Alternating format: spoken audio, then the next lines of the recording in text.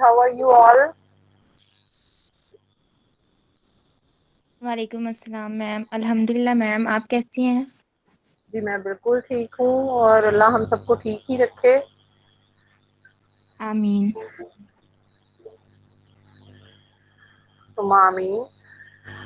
अच्छा बच्चे, मेरा ख्याल है बच्चे आहिस्ता आहिस्ता होते रहेंगे लॉग इन, तो हम उतनी देर में अपना काम शुरू करते हैं। Yes Husnain, I am fine. और लास्ट टाइम हमने क्या किया था? लास्ट वीक में we did talk about grammar translation method, direct method, and audiolingual method. I think we discussed all these three methods. Wasn't it so? Yes ma'am. So, communicative language teaching. Communicative language ma'am teaching आज आज हमने discuss करना है शायद। Ma'am 10 points हो गए थे उसके भी, ऑब्जर्वेशंस वाले। 10 हो गए थे। जी मैम। चलें ठीक है, from 10 onwards we will do it today.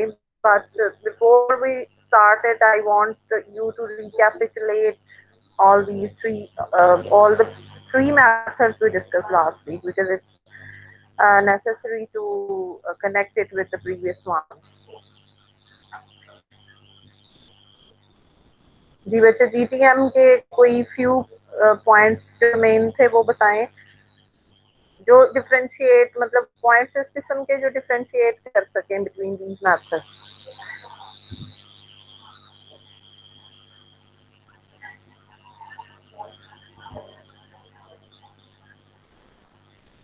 Yes, GTM को कौन रिकैपिचुलेट करेगा? Who will revise it? Who will tell me the points?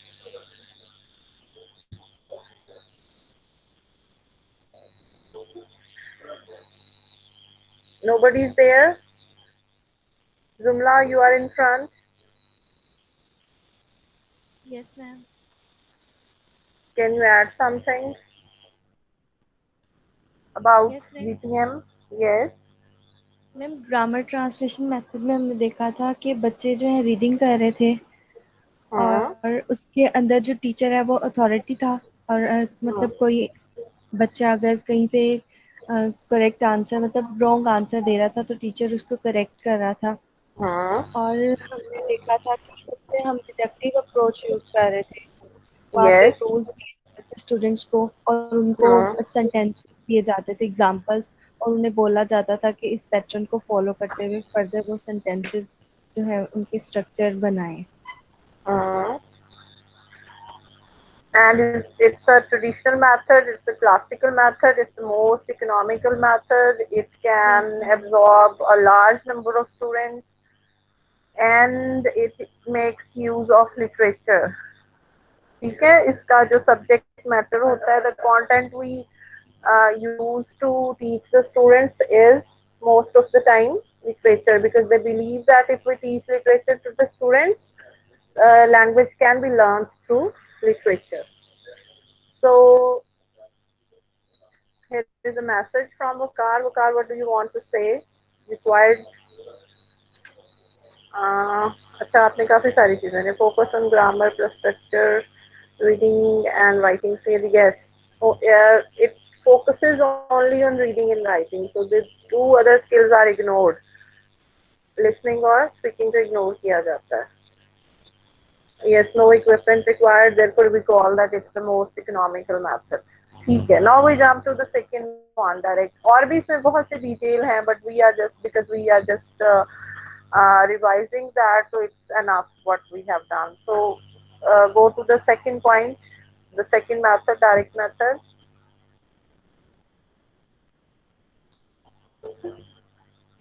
Ma'am इसमें स्पीकिंग और रीडिंग स्किल पे ज़्यादा फोकस किया जाता है डायरेक्ट मेथड में।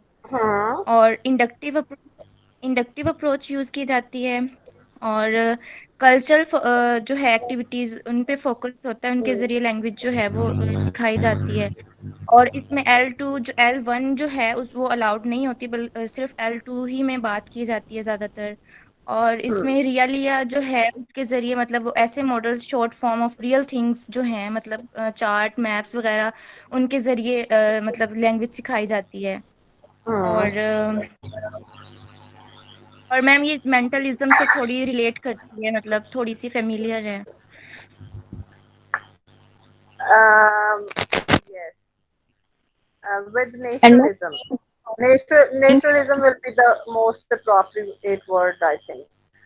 It's not written somewhere, लेकिन we believe, हमें लगता है कि जैसे इसमें उसकी झलक नजर आती है, ठीक है। और इसमें स्किल्स जो हैं वो मेरा ख्याल चारों स्किल्स को ही इम्पोर्टेंस दी जाती है। Check yes it ma'am once और again in the observations, not any two but all four, ऐसे ही है। Yes ma'am. Yes ma'am. और और मैम यहाँ इसमें पे जी स्टूडेंट्स को कंप्लीट सेंटेंस में आंसर करना होता है। और मैम राइट टीचर जो है वो पिक्चर मेथड यूज करते हैं टीच करने के लिए। राइट, पिक्चर्स दिखाई जाती हैं and this is not willingly, but they are forced to do that because they don't have any option to explain any phenomenon, to explain any new vocabulary item. They have to do it because they don't have, they are not allowed to use L1, क्योंकि वो उसको translate नहीं कर सकते, क्योंकि वो L1 use नहीं कर सकते, तो उस किसी भी चीज को समझाने के लिए उन्हें पिक्चर दिखानी पड़ेगी, ड्रॉ करना पड़ेगा, या फिर उन्हें रियलिया लाने पड़ेंगे। और रियलिया क्या होते हैं? ये रियल मॉडल्स होते हैं। अगर आपने कोई बड़ी चीज दिखानी है तो आप उसका छोटा सा मॉडल ला के जो दिखाते हैं उसको आप रियलिया कहते हैं। यस, और इसमें इंडक्टिव मेथड या इंडक्टिव अप्रोच यूज होती है, which means that students are given input और students input को सुनते सुनते पढ़ते पढ़ते at the end after some time they become able to draw rules and then they can produce sentences and they can start producing language using those rules. ठीक है, rules उनको दिए नहीं गए but they have induced rules, they themselves have derived rules from the input which is given to them. ठीक, और इसमें culture important होता है।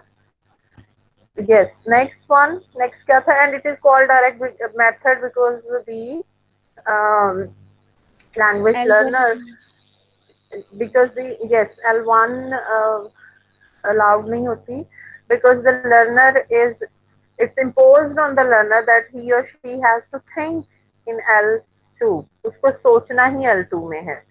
उसको हमने बायलिंगुअलिज्म में लास्ट सेमेस्टर में ये पढ़ा था कि जो बायलिंगुअल होते हैं they all the time take help from their L1 because they keep on translating. ठीक है, यही पढ़ा था ना हमने कि वो ट्रांसलेट करते रहते हैं हर वक्त। उनकी जो डोमिनेंट लैंग्वेज होती है उसमें पहले वो बनाते हैं सेंटेंस को और फिर उसको वो ट्रांसलेट करते हैं in L2 and then they present that or then they produce that language, that piece of language, either that is a sentence or whatever that is.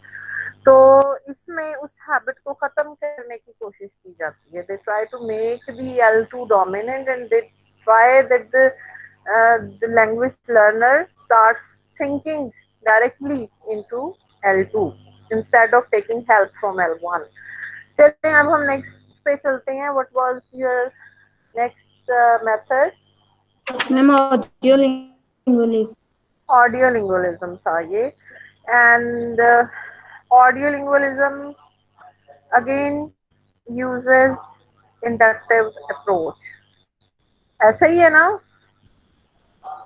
Yes ma'am. Yes ma'am. Yes ma'am. इसमें भी inductive approach थी और मुझे इस चीज पहले से अंदाजा नहीं था कि इसमें भी इंडक्टिव अप्रोच है, because I have been always thinking कि नहीं कि इसमें शायद डिडक्टिव अप्रोच ही। हाँ मैम इसके अंदर तो टीचर्स मतलब नहीं बताते हैं ना, उसको रूल्स वगैरह नहीं बताते और वो इसमें तो सिर्फ फॉलो करना होता है। रूल्स नहीं बताते, सेंटेंसेस बता देते हैं कि ये सेंटेंस है, इसकी ड्रिलिंग करें, इसको फॉलो करें, इसको कॉपी करें और इसको बोलें। यस मैम, उन सेंटेंसेस के थ्रू ही थोड़ा ग्रामर का नॉलेज दिया जाता है स्टूडेंट्स को। But it's not explicit. Okay ma'am. तभी तो ये इंडक्टिव अप्रोच होगी ना। ओके। इंडक्टिव और डिडक्टिव में फर्क यही है ना कि इंडक्टिव में आप एक्सप्लिसिटली रूल्स नहीं बताते, यू जस्ट गिव इनपुट। मुझे वैसे इससे पहले, लास्ट वीक से पहले मुझे भी नहीं पता था कि ऑडियो लिंगुअलिज्म मेथड में, because I used to believe के क्योंकि इसमें रट्टा लगवाया जाता है स्टूडेंट्स को, तो शायद इसमें रूल्स भी बता दिए जाते हों, बट इट्स नॉट सो। ठीक है, ये हमने इसमें देखा कि उन्होंने कहा कि ये इंडक्टिव अप्रोच यूज करते हैं, बेशक वो स्ट्रक्चर्स दे देते हैं but they don't tell the rule. और इसमें क्या था, एक्सपेंसिव है ये, इसमें ऑडियोज होती हैं, इसमें वीडियोज होती हैं, इसमें एरर्स की ट्रीटमेंट कैसे होती है इसमें? मैम यहाँ पे बैकवर्ड बिल्डअप ड्रिल का जो मेथड है वो यूज किया जाता है। अगर स्टूडेंट कहीं हाँ एरर करता है तो उसको इमीडिएटली स्टॉप कर दिया जाता है और फिर हाँ वो दोबारा से उसको रिपीट कर, टीचर उसको दोबारा से बताता है कि उसकी करेक्ट प्रोनाउंसिएशन या फिर जो सेंटेंस स्ट्रक्चर वगैरह है जो भी है वो क्या है, तो हाँ फिर स्टूडेंट उसको फॉलो करता है। हाँ, ठीक है। और इसमें जो स्किल्स होंगी वो कौन सी होंगी, स्किल्स जो इम्पोर्टेंट है? मैम इसके फोनोलॉजी, अंदर Lexus and grammar. Right, grammar, phonology and Lexus, ये इसकी थ्योरी ऑफ लैंग्वेज है। हमने ये बात की थी कि in each and every method we have one theory of language and secondly we have a theory of language learning. So इसमें जो theory of language है वो चूंकि स्ट्रक्चरलिज्म से इंस्पायर्ड है, तो वो जाहिर है इसमें फोनोलॉजी इंपॉर्टेंट होगी, वोकैबुलरी इंपॉर्टेंट होगी और ग्रामर इंपॉर्टेंट होगी, स्ट्रक्चर्स इंपॉर्टेंट होगी। और जो method theory of language learning है वो इसमें वही है, imitation, drilling, repetition, feedback, habit formation, यानी ये उसको फॉलो कर रहे हैं बिहेवियरिज्म को। यस, उसके बाद हम आ गए थे किस पे, कम्युनिकेटिव लैंग्वेज टीचिंग पे, और हमने बात की थी। अच्छा, मैंने आपको ये भी कहा था कि आप लोग प्रेजेंट करेंगे, divide the school of thoughts into the students. आपने किया है ऐसा?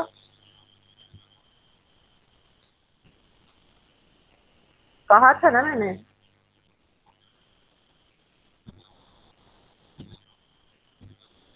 नहीं कहा? यस मैम आपने कहा था। आपने किया या नहीं किया? No ma'am. नहीं किया, चलें आज कर लें। ठीक है, मैंने आपको कहा था कि हम उसमें इंटरेक्ट करेंगे, आपको उसकी तैयारी करनी है, अगर उसमें कोई चीज़ें मुश्किल हैं तो वो मैं साथ साथ एक्सप्लेन करूंगी। तो कल का अब आपका, आज हमारे ये मेथड इंशाल्लाह सीएलटी खत्म हो जाएगा, और तो कोई मेथड नहीं है ना, एक एक्लिप्टिक अप्रोच होती है, उसको थोड़ा सा मैं उसको बता दूंगी आपको। Natural approach, yes we have to do natural approach as well. आप ऐसे करें कि नेचुरल अप्रोच में भी देखती हूँ कि उसको हमें कैसे करना है, because that is found in different way. वो भी ऐसे नहीं है ऑब्जर्वेशन की तरह, वो थोड़ी सी इससे डिफरेंट है जहाँ से मैंने इसको कॉपी करवाया है। शायद इन वाले इस वाली बुक में नेचुरल अप्रोच नहीं थी, तो फिर मुझे वो वहाँ से करवाना पड़ा। तो आप क्या करेंगे कि दो थेरीज भी हैं आपके हैंडआउट्स में, मेंटलिज्म और बिहेवियरिज्म, उसको डिवाइड करें। दैट्स वेरी इजी, हमने उसको 1000 बार किया हुआ है। वैसे ही है जैसे आपको कोई क्या गिनती सुना दें, वो पढ़ेंगे हम, उसको डिवाइड करें स्टूडेंट्स में, और साथ ही आप डिवाइड करेंगे जो तीनों हमारे पास, सेमियोटिक्स या स्ट्रक्चरलिज्म और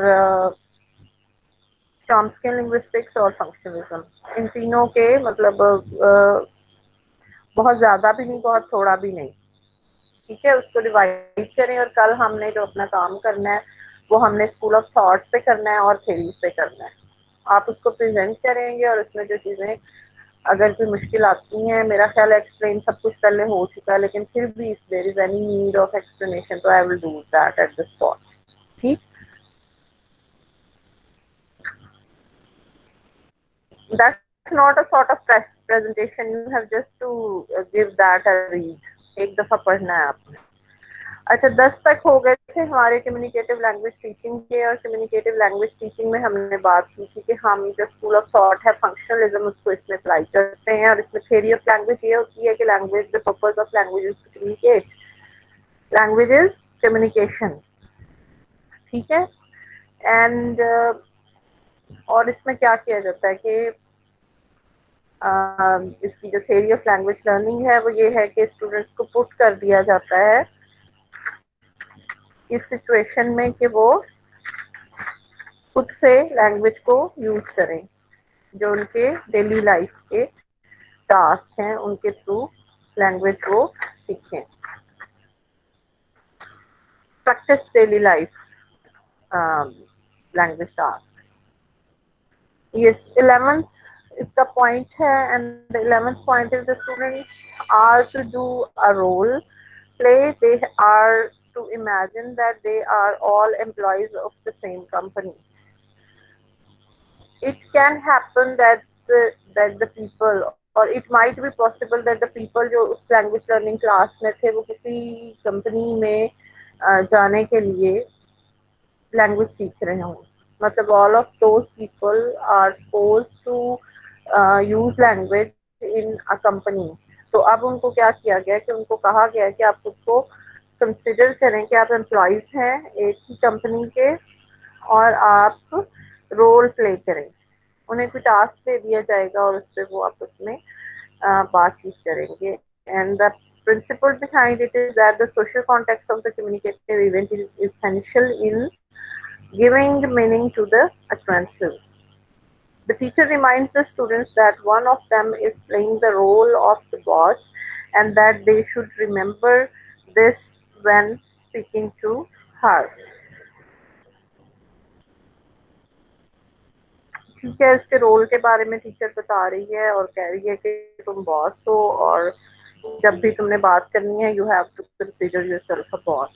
Learning to use language forms appropriately is an important part of communicative competence. So appropriateness is here again, जो communicative competence का तीसरा वाला था कि you have to consider your role when you speak. ठीक है, आपने जब भी किसी दूसरे से बात करनी है तो you have to keep in mind that what is your role, what is your position and what is the position or role of the other person जिससे आप बात कर रहे हैं. So it will affect both your verbal and non-verbal communication. The teacher moves from group to group offering advice and answering questions.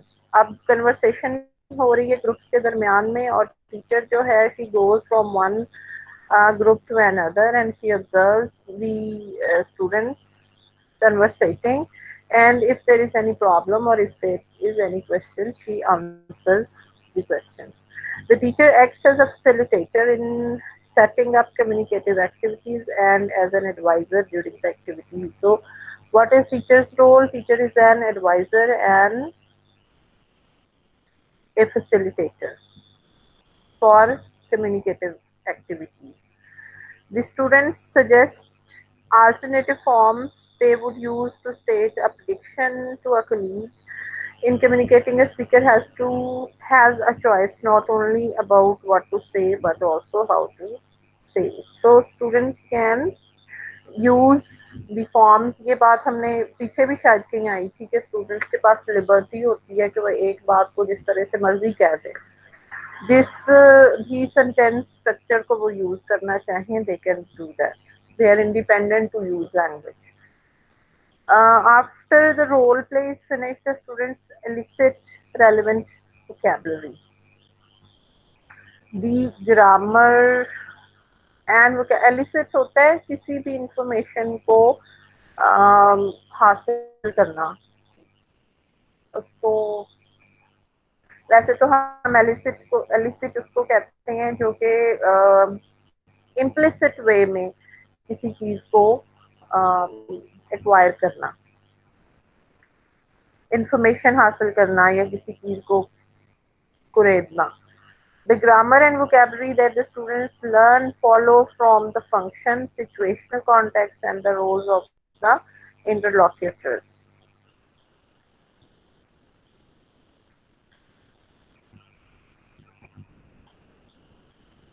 तो इसमें जो vocabulary उनको मिलती है that is contextual, वो उस context के लिए specific होती है. मतलब जो भी इन्होंने रोल प्ले किया है दैट इसमें थोड़ा सा आपको आइडिया देने के लिए मैं उसकी बात भी करूंगी. हमने लास्ट सेमेस्टर में वो क्या यूज किए थे, वर दोज jargon होते, no I think that is register.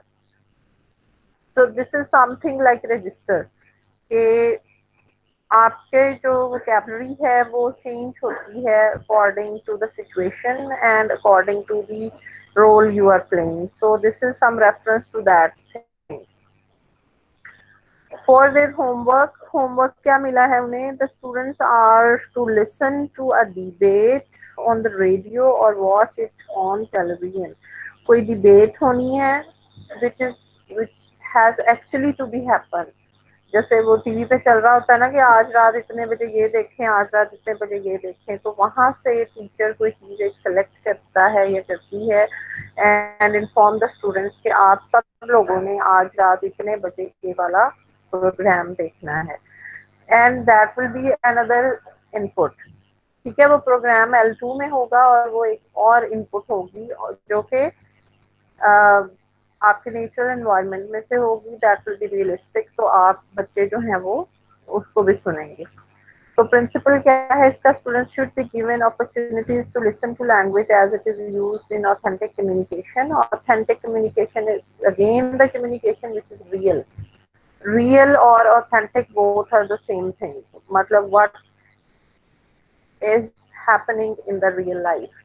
So if a debate is going on the television, it's an authentic thing.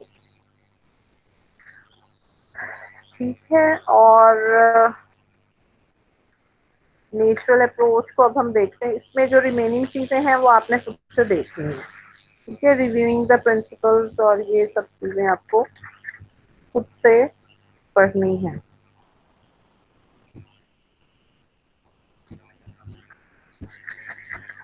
जी, और ये एक्सप्लेनिंग द रूल्स में वही चीजें होती हैं जो हम पहले ऑलरेडी ऑब्जर्वेशन में देख चुके होते हैं और वो पहले से डिस्कस भी हो चुकी होती हैं. तो you have just to give them a read. अच्छा, नेचुरल अप्रोच में we will totally apply mentalism and Chomsky linguistics या जिसको हम जनरेटिविज्म कहते हैं. और इसमें मतलब चॉम्स्की ने तो दे दिया अपना आइडिया, इसको अप्लाई किस नेचुरल मेथड में कन्वर्ट किसने किया? देवर, क्वेश्चन एंड कैरल. और इसलिए अगर आप हैंड आउट देखें नेचुरल अप्रोच वाला तो इसमें जो है पहले उन्होंने थ्योरी ऑफ लैंग्वेज दी हुई है और थ्योरी ऑफ लैंग्वेज के बाद फिर थ्योरी ऑफ लर्निंग है and then they have given the monitor model hypothesis. जो उसकी करेक्शन के सारे हाइपोथेसिस हैं वो दिए हुए हैं और इन पे बेस कर रही है फिर इनका design.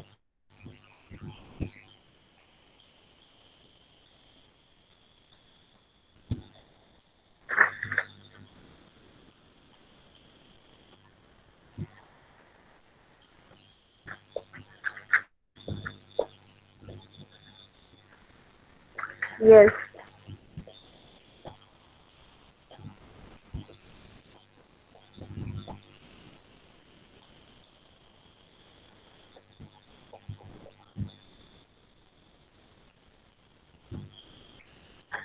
We will briefly revise, उसके बाद डिज़ाइन पढ़ते हैं हम। इसका ऑब्जेक्टिव जो है पेज 184 पे, आप वो पेज निकाल लें।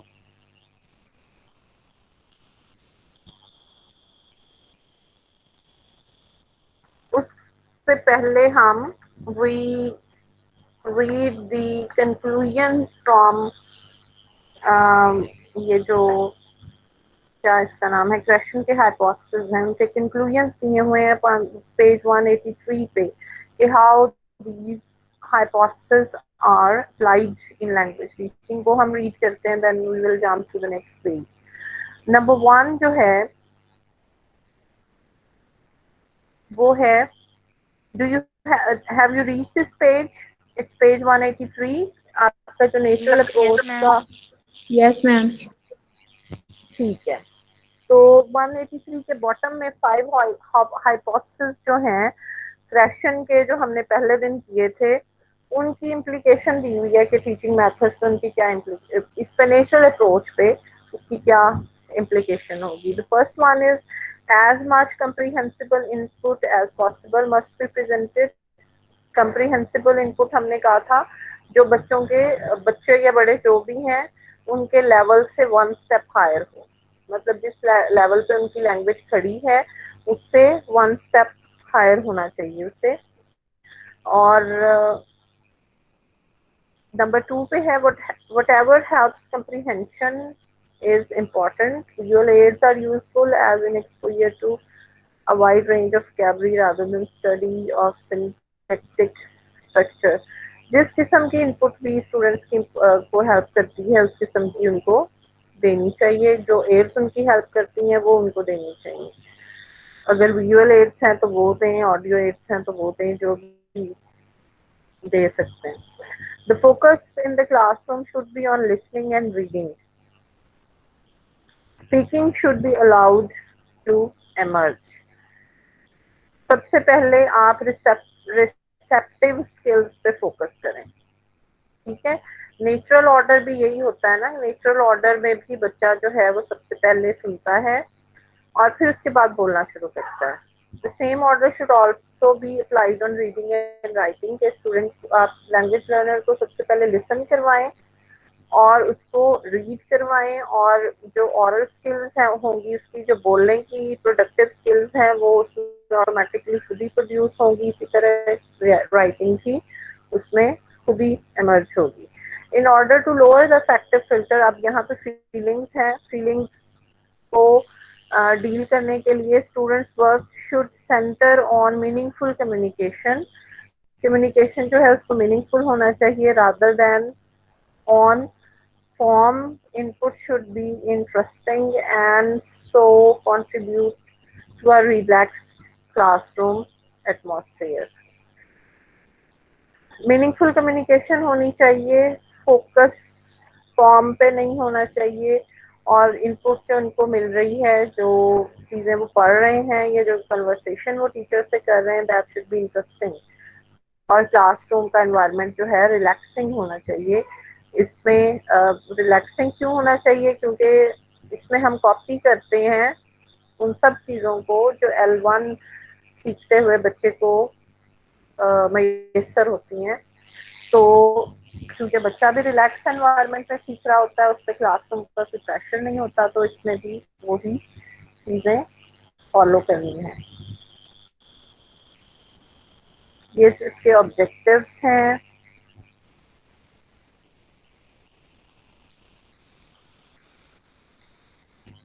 ऑब्जेक्टिव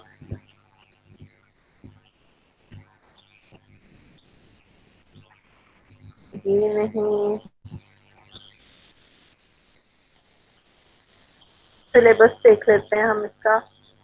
नंबर 1 पे है जी basic personal communication skills like listening to announcements in public places। Number 2 पे है बेसिक पर्सनल कम्युनिकेशन स्किल्स।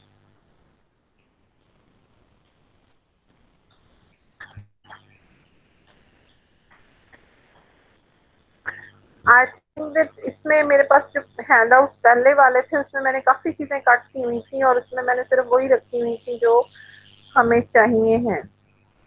उसको बड़ी डिटेल में पढ़ने के बाद मेरा ख्याल है कि इसको हम थोड़ा सा पोस्टपोन कर लेते हैं until I go to my office and I pick that handouts जिसमें मैंने चीज़ों को पॉइंट आउट किया हुआ है कि कौन सी इसमें से करनी है या नहीं करनी।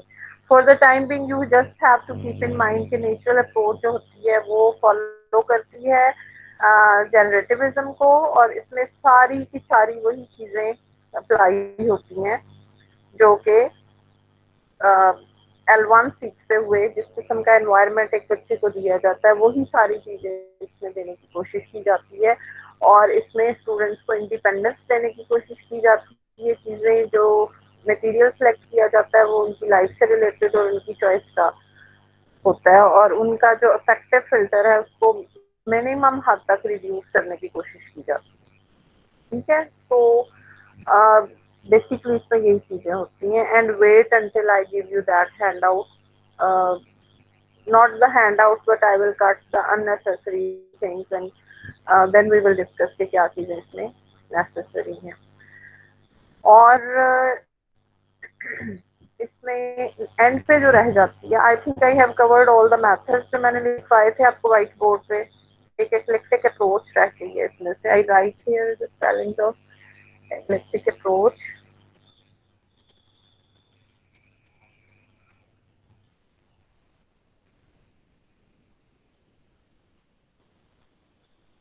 एक्लेक्टिक अप्रोच जो होती है it's not actually following any, इसकी छोटी सी डिस्क्रिप्शन होती है कि इसमें हर चीज अलाउड होती है। This is a sort of very flexible thing.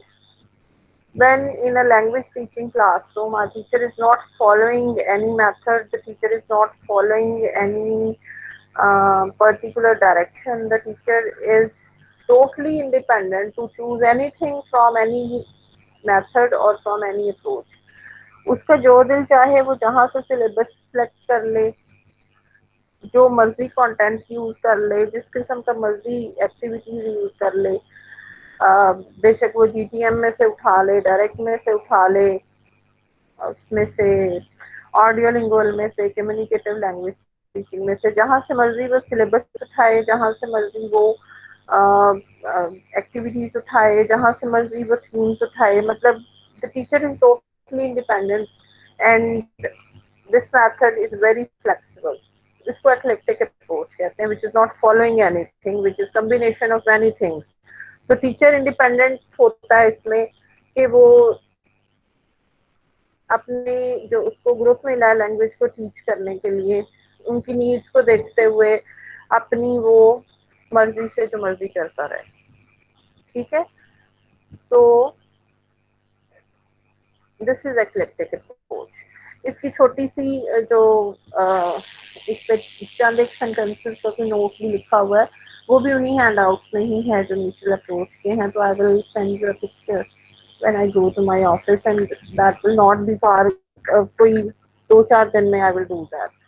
ठीक है, so this was all I think for today and let me check if there is anything।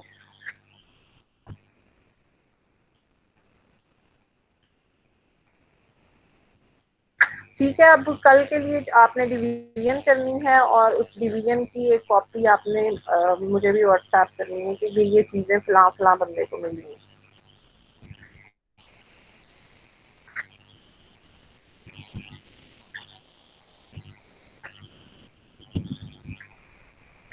Behaviouristic theory है ये, और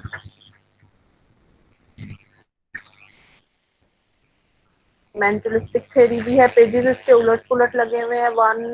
आपने 111 से लेके 122 तक उनकी तरतीब सही कर लेनी है हैंड आउट की, जहाँ से आपने इसको पढ़ना है। ये वही है टॉपिक नंबर जिस पे लिखा हुआ है, stages of language learning, and on the other side there is psycholinguistic. तो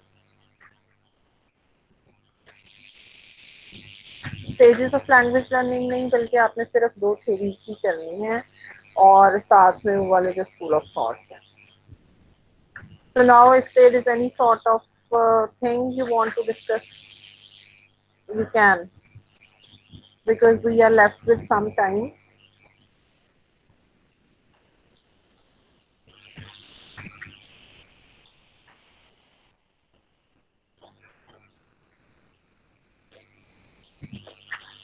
जी बच्चे, is there anything you are curious about or you want to discuss? आपके मिड टर्म्स कब से स्टार्ट हो रहे हैं?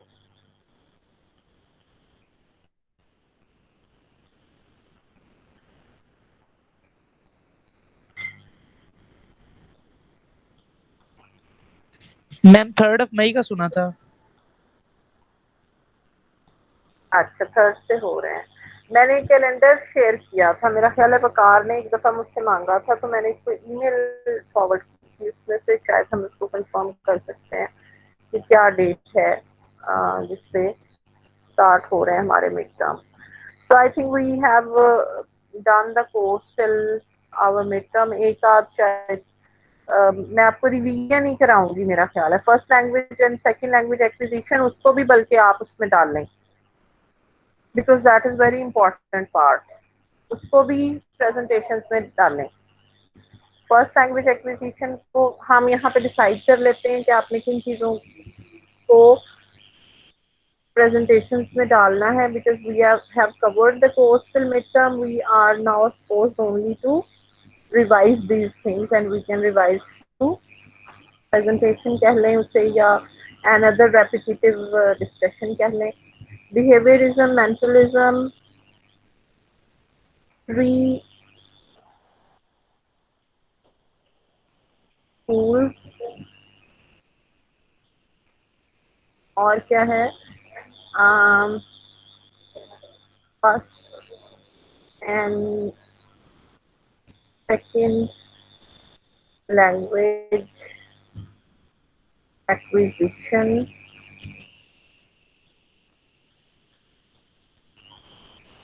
And teaching method. ये चीजें हैं जो अब हमें रिवाइज करना है।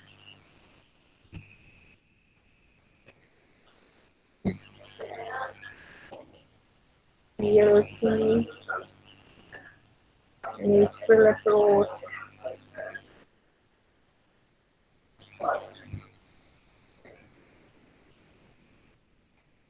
ऑडियो लिंगुअल, 1 2 3 4 5 आपके पास अप्रोचेस हैं या मेथड्स हैं, और ये वाला सारा मटेरियल है। कैन यू सी अरीज, वकार, करम, हुमा, ये वो टॉपिक्स हैं जो आपको डिवाइड करने हैं, ओके डिस्ट्रीब्यूट मैम। करने हैं, ठीक है।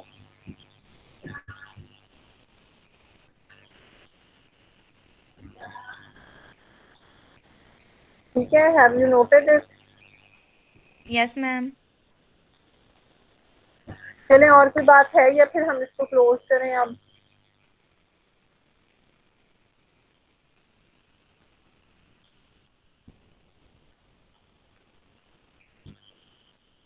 यस